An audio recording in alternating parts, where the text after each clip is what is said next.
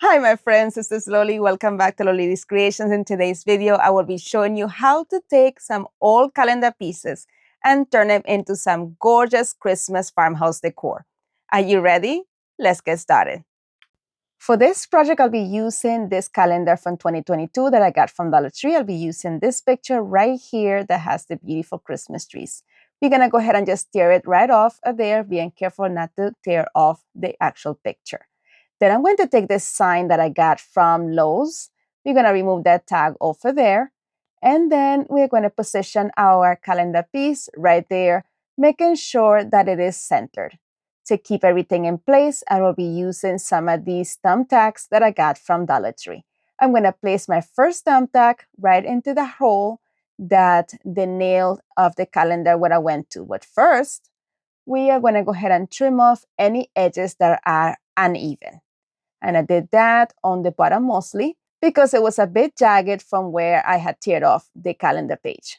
Now we are positioning that thumbtack right there into the hole, and we're going to use our pliers, needle nose pliers, to keep them in place and to avoid hammering our finger as we position in the thumbtack. We're going to go ahead and position it in place. It goes through the other side, but that is quite all right. Then I'm going to add one right there to the opposite side. We're going to again do the same thing, hold it with the needle nose pliers, but make sure that everything is nice and even. I added one to the corners as well to keep everything in place. And once I had the corners situated, I'm going to add a couple more to the sides to make sure that this is in place. You can always glue this as well, but I just thought this was the easiest way to do it. And this also gives us the option of changing our calendar pages for each season. Once I had all of them in place, this is what it looked like.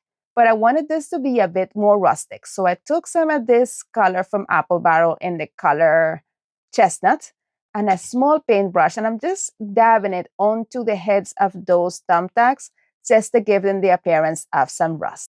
And you can stop here, but I wanted to change that hanger. So I decided to go ahead and flip it over. And then here, actually, the hanger for Lowe's to hang this to the shelf was still there. So I removed that with a screwdriver. Now I'm going to take the hanger that it has. I thought it would look a little bit too rustic for me. So I wanted to make it a beaded hanger. And in order to do that, I just took my staple remover and I'm just lifting the staple that has the hanger attached to it. I'm not completely removing it. I'm just loosening it up so I'm able to remove that cord from it. I ended up cutting it. And then I just used my needle nose pliers to remove all of that twine from inside or the bottom of the staple. Once I had it completely removed, I just threaded some beads onto the remaining hanger, added a bit of hot glue to the end of the twine, threaded it through the bottom of the staple coming in from the top section. I did 2 loops in and then just bang that staple back into place. And this just gave it a nice secure hole all over again. I was going to leave the hanger like that. Then I decided, you know what? I want to paint it black. So I painted it with some of this folk art black chalk paint, and that is it. Let me know what you think.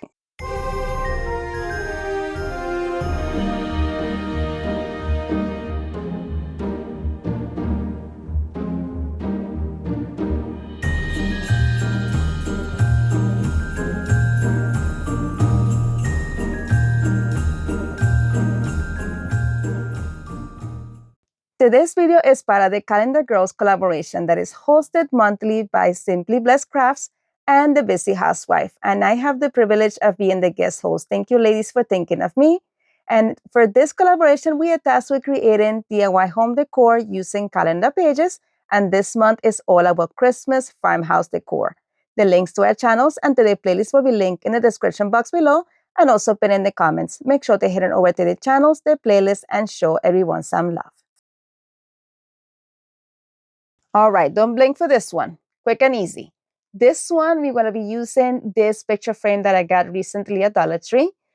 I'm just going to go ahead and remove the back end, being very careful. Dollar Tree frames tend to have those little metal prongs break off if you're a little bit too rough with them, so just be very gentle with them. We're going to remove the paper off of there. And I'm going to take this calendar that I got from Dollar Tree. I absolutely love this one right here, this beautiful mason jar, and I thought it was pretty farmhouse Christmas. What do you think? I'm going to position the back of our picture frame right above it or right on top of it and trace it. As I'm tracing it, I'm making sure to hold that back in very, very sturdy. So to make sure that nothing is out of place, I want to make sure that my picture, it is centered with the frame. So it's very important to just hold everything sturdy so everything will be even. Then I just took my scissors and just cut off all the excess paper. I ended up cutting off some of the flowers or the little pics from the top, but that is quite all right. We have most of it on the photo. Now we're gonna just position it onto the picture frame. Make sure that we position in the back and in the proper orientation. I added a little bit of hot glue in this little edge here that was lifted just to make sure that everything stayed in place. And then we are going to go ahead and flip this over and embellish it with these beautiful snowflakes that I got from Hobby Lobby. I decided to use the ones that are right here on the center. I put one of them on each of the four corners of the picture frame. And to glue them in place, I'm going to use some of my Tide Bond Quick and Thick, but you can also use some wood glue. I'm going to add some of my Quick and Thick to the back of each one of the snowflakes, trying to keep it nice and thin so it doesn't go through to the front. And I just added each snowflake right here using the tip of that raised edge as my guide. And I repeated that with this one as well. And what I did to this one, I did to the one in the top as well, leaving this beautiful picture frame. Let me know in the comment section what do you think about this project.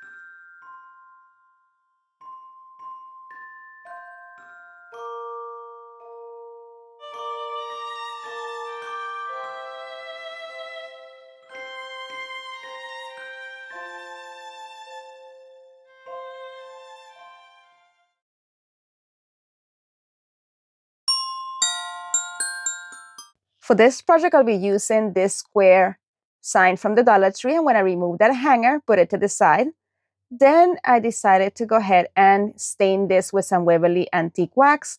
And I'll be using one of these wipes to spread the wax on here. I feel that using the wax with a wipe like this gives me a bit more control on the shade of the antique wax. And I just continue to do this and add in more wax until I got to the desired color, making sure to also pay attention to all of the edges. Next, I took this calendar from Dollar Tree. I believe this is this year. Actually, yes, 2026. We're going to use this one right here. Once I tore off the page from the calendar, I'm going to go ahead and tear off the edges from the sides as well. I started to do it with some water, but the calendar is way too thick for the water to go through. So here I'm just holding it as I'm tearing, being sure not to tear any of the lettering. But I'm trying to at the same time keep a nice shape to it. Then I took some of this Aleene's craft glue that I got at Dollar Tree, and I'm going to completely add it to every square inch of the back of the calendar page, making sure to not skip not one little bit because I do not want this to lift in any area. Then I'm going to carefully lift it and position it right at the center of my board. I'm going to start smoothing it out from the middle, working my way to the sides to avoid any kind of wrinkling or bubbles. Some of the edges wanted to lift a bit, so I just added some glue on top of it, as you see right there, just making sure that everything stays down and that this space or this piece of paper is nice and secured. Now it's time to reposition the hanger. I want to use these beads that I got from Dollar Tree from the Christmas section, but I wasn't sure which color. I was going with white or red. I decided to go for the white one. So I took the same hanger that this came with and threaded 15 beads onto it.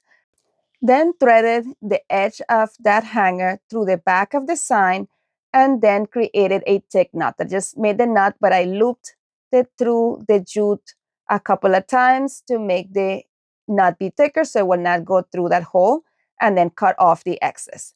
And then I did the same thing with the other side as well.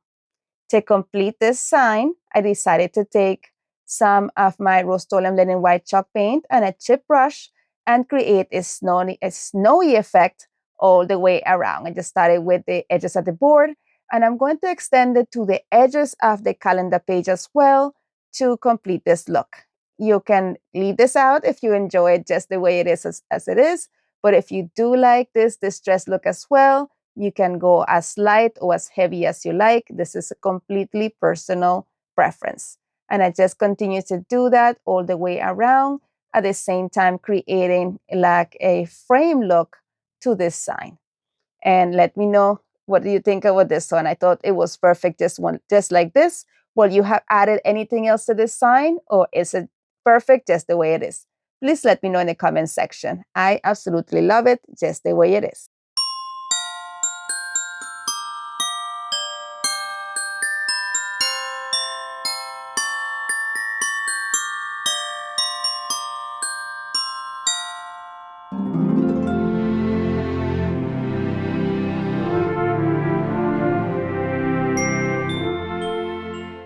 My friend, as always, thank you so much for watching. Be blessed, be a blessing, and craft responsibly. And if you enjoyed today's content, here is some more videos you are sure to enjoy. Thank you again so much for watching. You're amazing. Bye.